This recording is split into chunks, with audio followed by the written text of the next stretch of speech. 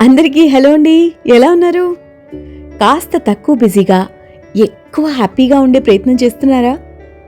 మా Spotify podcast ఎపిసోడ్లు వింటూ అందరికీ చెప్తున్నారా? మా బామ్మ ఎపిసోడ్కి వచ్చిన ఆదరణ 10వ ఎపిసోడ్కి వస్తుందో రాదో, వచ్చేసరికి ఎంత టైం పడుతుందో అర్థం కావట్లేదు. అయితే ఈ 10 ఎపిసోడ్లకి ఒకటే తీరని బెంగ నాకు. యమలోకంలో యముడికి క్లాస్ పీకే బామ్మ చిన్నప్పుడు మాకు చాదస్తంతో ఎన్నో విషయాలు చెప్తుంటే ఆవిడ్ని ఆట పట్టిస్తూ ఆవిడ వెనుక చాడీలు చెప్పుకునేవాళ్ళం. అప్పట్లో మనుషులతో సమయం గడపడమే కాలక్షేపం కాబట్టి, ఆ రోజులే వేరు కాబట్టి. 2వ ఎపిసోడ్లో వివాహ ఆహ్వాన పత్రిక పంపింది ఎవరు పంపించారు అని 2 రోజులు ఎంతో ఆలోచించాను. కానీ మా అమ్మమ్మ రోజుల్లో ఆవిడ ఆవకాయ మహత్యానికి ఇలా తరాలు మారిన ఆహ్వానాలు ఇంటికి వస్తాయని నాకు ఆ రోజున అర్థం కాలేదు సుమా. అప్పుడు మళ్ళీ అనుకున్నాను, ఆ రోజులే వేరని. సంఖ్యల మీద మూఢనమ్మకాలు ఉన్న తాతగారి గురించి చెప్తూ, ఆ సంఖ్యల్లో దాగి ఉన్న మిస్టరీల గురించి ఆలోచిస్తూ, ఏదైనా ఆ రోజుల్లో బాగా లోతుగా తెలుసుకుని పాటించేవారు. ఇప్పటి రోజుల్లో చదివేదొకటి, వినేదొకటి, అర్థం చేసుకునేదొకటి, ఆచరణలో పెట్టేది ఇంకొకటి అనుకున్నాలండి. ఆ రోజుల్లో పెళ్లి వ్యవహారాల గురించి విన్నప్పుడు, ఇప్పటి ఆలోచనలు వింటున్నప్పుడు, ఆ రోజుల్లో ఇంత టెక్నాలజీ లేక మనసులో మాటలు సోషల్ మీడియాలో చెప్పుకునే స్వేచ్ఛ లేకపోయినా, నాకు తెలిసింది చూసింది బాగుందనే ఊహలో ఉండే అమాయకత్వం ఉన్న ఆ రోజులే బాగుండేవేమో అని మళ్ళీ అనుకున్నాను. సీక్రెట్లు చెప్పుకోవాలంటే ఎన్క్రిప్టెడ్ వాట్సాప్, ఈ సెల్ ఫోన్లు, ట్యాబ్లు రాని రోజులన్నమాట. ఈ వారం ఆ రోజుల గురించి చెప్పుకుందాం. అత్తతో కలిసి ఆడుకున్న రోజులు, పెద్దమ్మ వాళ్లతో కలిసి అమ్మమ్మ వాళ్ల ఊరికి సెలవుల్లో వెళ్లి ఆవకాయ పెట్టుకున్న రోజులు, సమ్మర్ హాలిడేస్ వస్తే చెల్లితో చుట్టాలతో ఊళ్ళో తోటల్లో తిరిగి మామిడికాయలు కోసుకోవడం, జేమ్స్ బాండ్ జెమ్స్ కొనుక్కోవడం, కీ ఇచ్చే బొమ్మలతో ఆడుకోవడం, అక్కడ తిరణాల్లో తిరగడం, ఇసుకల్లో ఇల్లు కట్టుకోవడం, బీపీఎల్ టీవీ రిమోట్ కోసం, కోల్గేట్ టూత్ పౌడర్ కోసం, పాండ్స్ డబ్బాల కోసం కొట్టుకోవడం, వచ్చే ముందు పిండి వంటలు చేసుకోవడం, తెగ నచ్చిన చలిమిడి తిని కడుపు నొప్పి తెచ్చుకోవడం, సెలవులయ్యాక ఇంటికి వచ్చి స్కూల్లో రిజల్ట్స్ చూసుకుని ఇంట్లో వాళ్లతో తిట్టించుకోవడం, కొత్త పుస్తకాలపై స్టిక్కర్లు అంటించుకోవడానికే పుస్తకాలకి అట్టలు వేసుకోవడం, వినాయక చవితికి మళ్ళీ ఆ పుస్తకాలని వినాయకుడికి చూపించి ఓంకారాలు దిద్దుకుని ఆ కారణం చెప్పి ఓ 10 రోజులు హోంవర్క్ ఎగ్గొట్టడం, చిన్నా చితకా తప్పులకి గుంజీళ్లు తీయడం లాంటివి ఇవన్నీ గుర్తొచ్చేస్తున్నాయి. సంక్రాంతికి పతంగులతో, దీపావళికి లక్ష్మీ వాంబులతో పోటీలు. పైగా అప్పట్లో మా అమ్మమ్మ ఓ మాట అనేది, తుప్పు తుప్పు దీపావళి, మళ్లీ వచ్చే నాగుల చవితి, ఇంకొన్ని కాకర పువ్వొత్తులు నాగుల చవితికి కాల్చుకోమని, ఇప్పుడు కాల్చిందే చాలు అని చెప్పడం అన్నమాట. ఇలాంటి మాటలు మా అమ్మ చాలానే చెప్పేదిలేండి. చీకటి పడ్డాక గోళ్లు కానీ జుట్టు కానీ కత్తిరించద్దని. ఇప్పుడు manicure, pedicure, hair styling, hair spa లాంటివి పెద్ద బిజినెస్లు అయిపోతాయని ఆ రోజుల్లో తెలియలేదు. సీతారాముల కళ్యాణం, భద్రాచలంలో లైవ్ టెలికాస్ట్ చూసి లవకుశ సినిమా టీవీలో చూడడం, శివరాత్రికి జాగారం చేయడం చేసేవాళ్ళం. ఇప్పుడేమో ఇలా స్పాటిఫైలో చెప్పుకుంటున్నాం. అప్పట్లో చూడ్డానికి దూరదర్శన్లో తెలుగులో ఒకటే టీవీ సీరియల్ ఉండేది. మరప్పట్లో ఆహాలు, నెట్ఫ్లిక్స్లు లేవు కదా. అది ఒకవైపు ఫాలో అవుతూ మరోవైపు చదువుతూ మల్టీ టాస్కింగ్ చేస్తుంటే ఇంట్లో పనులు నేర్చుకోమని సాధించేది మా అమ్మ. అయినా కొన్నేళ్ల పాటు నడిచిన ఆ సీరియల్ జీవితంలో ఓ భాగం అయిపోయిందిలేండి. కాబట్టి టైటిల్ సాంగ్ నుంచి ఆ సీరియల్లో ప్రతి పాత్ర వరకు అందరూ గుర్తుండిపోయేవారు.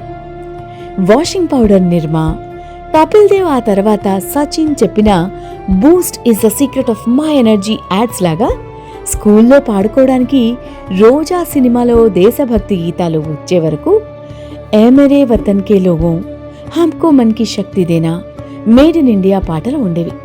ఇక స్కూల్లో టీచర్లంటే భయం, భక్తి ఉండేది. అయినా లాస్ట్ బెంచ్లో పనులు కూడా భక్తితోనే చేసేవాళ్ళం. అదే పాఠాలు చెప్పేవారి బొమ్మలు వేయడం, నోట్స్ రాసుకుంటున్నట్టు నటిస్తూ పుస్తకాల చివరి పేజీల్లో చాట్ చేసుకోవడం, బుక్ క్రికెట్ ఆడుకోవడం లాంటివి. పరీక్షలంటే తెగ చదివేయడం, ఎగ్జామ్ రిజల్ట్ వచ్చే ముందు దేవుళ్ళకి మొక్కేసుకోవడం. ఇప్పట్లో కాపీలు కొట్టే సౌకర్యాలు, చాట్ జీపీటీ లాంటి సలహాదారులు ఆ రోజుల్లో ఉండేవారు కాదు కదా. అప్పట్లో క్లాస్లో వాళ్ళం చాలా విషయాలు చర్చించుకునేవాళ్ళం.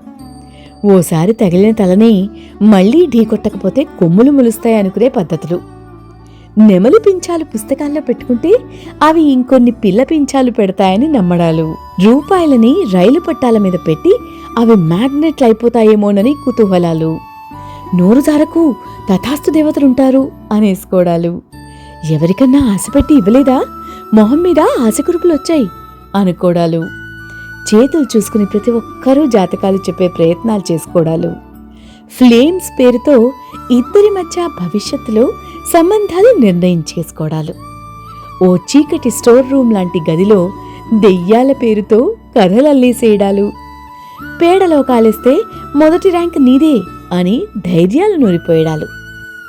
ఇక ఇంటికొచ్చాక ఇరుగు పొరుగు వారితో ఆడుకోవాలంటే ఇప్పట్లో ఆన్లైన్ గేమ్స్, పబ్జీ కాకుండా తొక్కుడు బిళ్ళ, కర్ర బిళ్ళ, బొంగరాల ఆట, పుల్లాట, దొంగ పోలీసాట, కోతి కొమ్మచ్చి, గోలీలాట, చుకుచుకు రైలాట, దాకుడు మూతలు, కప్పగంతులు, గుడుగుడు గుంజాలు, అత్తారింటికి దారేది అని వెతుక్కోవడాలు, బొమ్మల పెళ్లిళ్ళు చేసేయడాలు, బయటికెళ్ళి ఆడుకోవద్దు అంటే ఇంట్లోనే కూర్చుని అష్టాచమ్మలు, వైకుంఠపాళీలు, క్యారమ్స్, లూడోలు ఆడుకోవడాలు, వాన పడితే పేపర్ బొట్లు చేసుకోవడం, ఎక్కువ మంది పోగైతే సీతారాములాట, సీతని పట్టుకోవాల్సిన రాముడి నుంచి ప్రతి ఒక్కరూ తెగ యాక్టింగ్ చేసేవారు. మనకి నచ్చిన సినిమా చూడాలంటే ఒకటే సిటీ కేబుల్ ఉండేది. వాళ్ళు కేబుల్ బిల్లు వసూలు చేసుకోవడానికి వచ్చినప్పుడు వాళ్ళకి చెప్పి మనకి కావలసిన సినిమా వాళ్ళు వేసేస్తారు అనే నమ్మకంతో వేయమని అడిగేవాళ్ళం. అప్పట్లో ఓ థియేటర్కి వెళ్ళి సినిమా చూడాలంటే ఒక వారం రోజుల ముందు నుంచే దాని గురించి ప్రణాళిక వేసేవాళ్ళం. ఇప్పట్లాగా బుక్ మై షోలు అప్పుడు లేవు కదా. సినిమాకి వెళ్తే చెడిపోతున్నారు అనుకునేవాళ్ళు కదా. అప్పట్లో కోడి రామకృష్ణ గారి అమ్మోరు సినిమా వచ్చినప్పుడు ఇప్పట్లోలాగా ముందే రివ్యూలు చూసుకునే అవకాశం ఉండేది కాదు. కాబట్టి థియేటర్లలో భయపడకుండా ఉండడానికి అమ్మవారి కుంకాలు కూడా పంచేవాళ్ళు. ఒక సినిమా ప్రభావం ఒకరి మీద అంతలా ఉండేదన్నమాట. ఇప్పటి రోజుల్లో ఏఐ సాయంతో ఓ సినిమా హీరో పక్కన మన ఫోటో వేసుకోగలుగుతున్నాం కానీ ఆ రోజుల్లో ఓ పెద్ద hero cinema first day first show చూడడమే ఓ గొప్ప విశేషం అనుకోండి. ఇప్పుడు ఆఫీస్లో ప్రతిరోజు చూసే సర్కస్ని ఆ రోజుల్లో సంవత్సరానికి ఒకసారి చూసేవాళ్ళం కదా. పీసీ సర్కార్ మ్యాజిక్ షోలాగా అపురూపం. వారం మొత్తం ఒక్క ఆదివారం కోసమే ఎదురుచూపులుండేవి. ఎందుకంటే ఆ రోజు మాల్గుడి డేస్ ప్రసారమయ్యేది. ఆ తర్వాత మహాభారత్ వచ్చేది. మొదటి టీవీ సూపర్ హీరో శక్తిమాన్ కనిపించేవాడు. అతనికి పంచభూతాల నుండి శక్తి, కుండలిని ద్వారా ఓంకారం జపించడం వలన వచ్చేది. మ్యాజిక్లు తప్ప లాజిక్లు వెతకని రోజులవి. అందులో అంధేరా ఖాయం రహే అనే ఓ భయంకరమైన విలన్ తమ్రాజ్ కిల్బిష్ ఉండేవాడు. అందర్నీ భయపెట్టేవాడు సుమా. మొదట్లో ఎవరికో గానీ ఓ black and white TV, rotary dial telephone ఉండేది కాదు. కానీ అందరిళ్లలో రేడియో ఉండేది. అందులో హైదరాబాద్, విజయవాడ, విశాఖపట్నం, కడప కేంద్రాల నుంచి కార్యక్రమాలు ప్రసారమయ్యేవి. ఒక్కోసారి నాటకాలు వినిపించేవి. చదువుకోవడానికి చంపక్ అనే పేరుతో అడవిలో సాగే కథలు, తెలివైన చాచా చౌదరి ఇచ్చే పరిష్కారాలు లాంటి కామిక్స్ ఉండేవి.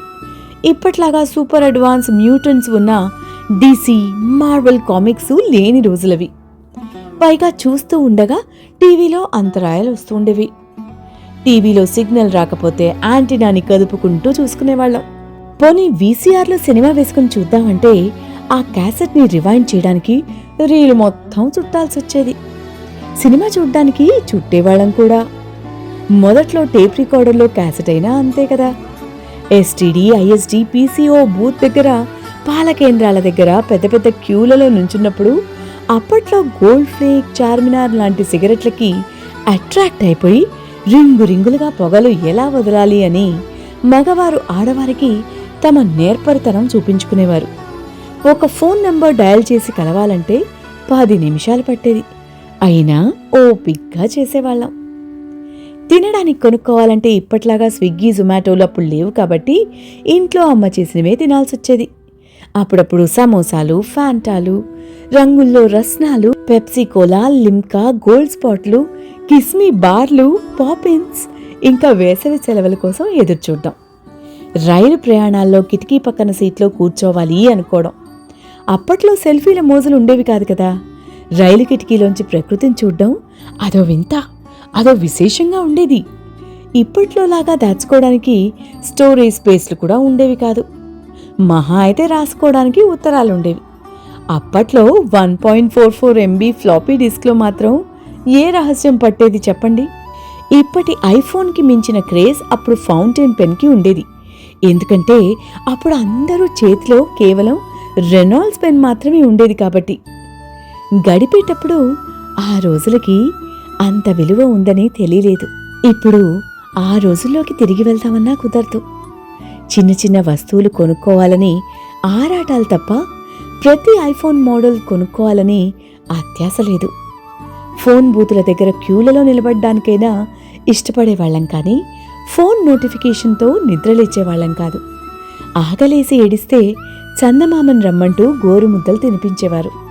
నిద్ర రాక గోల చేస్తే డాబా మీదికి తీసుకెళ్లి పడుకోబెట్టి రాత్రంతా కథలు చెప్పేవాళ్లు ఉండేవారు. సమయంతో పరుగులు తీయక్కర్లేని సౌకర్యం. ఇప్పట్లాగా రోజుకొక సెల్ఫీ ఫోటో తీసుకోకపోయినా, రోజు చాట్ చేసుకోకపోయినా రోజులు హాయిగా గడిచిపోయేవి. చూడ్డానికి సిగ్నల్ రాని దూరదర్శన్, వినడానికి ఆకాశవాణి, తినడానికి జీడీలు, తాగడానికి గోల్డ్ స్పాట్లు తప్ప ఇంకేమీ తెలిసేవి కాదు. ఈరోజు ఎంత బాగా గడిపాము అనుకునే అమాయకత్వంలో బతకడం తప్ప జీవితంలో ఏదో సాధించాలని, ఎంతో సంపాదించాలని వెర్రి కోరికలు మాత్రం ఉండేవి కావు. మనవాళ్ళు అనుకుని సమయం గడపడం, విశ్వనాథ్ గారి సినిమా చూసి పిల్లలకి సంగీతం నేర్పించాలి అనుకోవడం, కల్లా కపటం లేని, లోకం పోకడ తెలియనివారు ఎక్కువగా ఉండేవారు. అక్కడక్కడా పగటి వేషాలు చూస్తూ రాత్రుల్లో గుళ్ళో నుంచి వినిపించే హరికథలు వినేవాళ్ళం. స్కూల్లో ఎంత చదువు చదివాము, కాలేజ్లో ఎంతమంది స్నేహితుల్ని సంపాదించాము అన్న లెక్కలే కానీ ప్రపంచం గురించి పెద్దగా తెలిసేది కాదు. నాకేంటి లాభం అన్న ఆలోచన ఉండేదే కాదు. ఆ రోజుల్లో బతకడం మాటల్లో చెప్పలేని సుఖరాజసం అనిపిస్తుంది. కానీ ఉండదుగా ఆగిపోయి ఒకే కాలం. సినిమాల మీద పిచ్చి మన తెలుగు వాళ్ళకి ఏమాత్రం తగ్గలేదు. అయితే రోజుకి ఎన్ని సినిమాలు వచ్చి వెళ్ళిపోతున్నాయో లెక్క మాత్రం ఇప్పుడు తెలియట్లేదు సుమా.